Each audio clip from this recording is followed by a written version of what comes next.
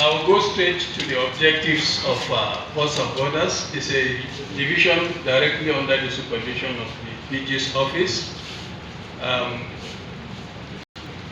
We have our core values, which of course we directly adopted the core values of the organization, and each officer must have these qualities for him or her to be in the Ports and Borders, because you are the face of the organization and the image maker of the organization.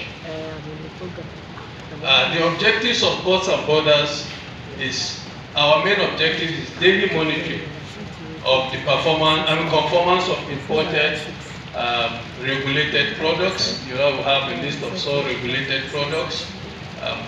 They have to comply with the applicable regulations and standards using transparent customs clearing tools. We use the NICES, of course, which gives us all the reports about all imports in the country. And by doing all this, we facilitate trade. So, like one of the speakers said, I think Nagav, one of the key pillars of trade facilitation is standardization.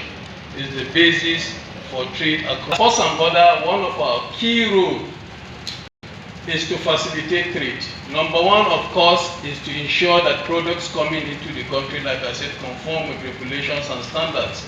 But we do that in order to facilitate trade, just like WTO has it as one of standardization as one of the pillars of trade facilitation. And in doing that, we have two processes or activities we carry out in Ports and Borders that enhances or enables us to do that effectively.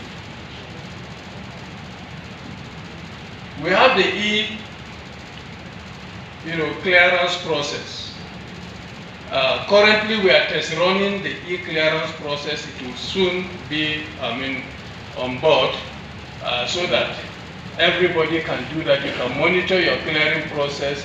Not necessarily you are in the ports. Even from your offices, you can do that while you are representative in the field during examination. Office, you pay for your inspection charges. I will talk about inspection charges. I have a chart to show you what our inspection charges are. And 40 feet is 40 feet is 7,000 naira, and then 20 feet is 3,000 naira.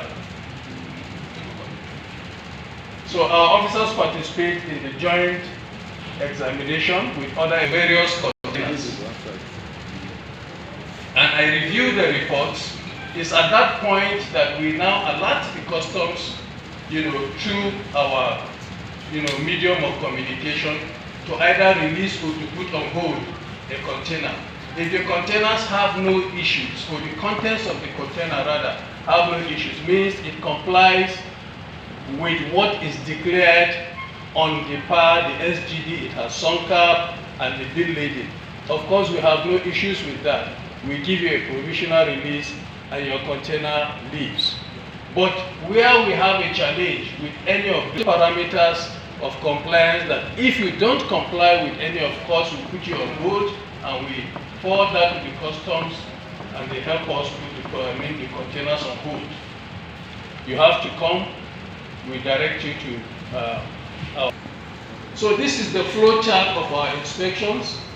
Of course, it's on our, I won't waste our time on this. If you go to our website, SON website, www.son.gov.ng, you go to services, you click on services, you see Ports and Borders, you click on Ports and Borders, you will see this flow chart. What I've just summarized, in the first slide is what is here.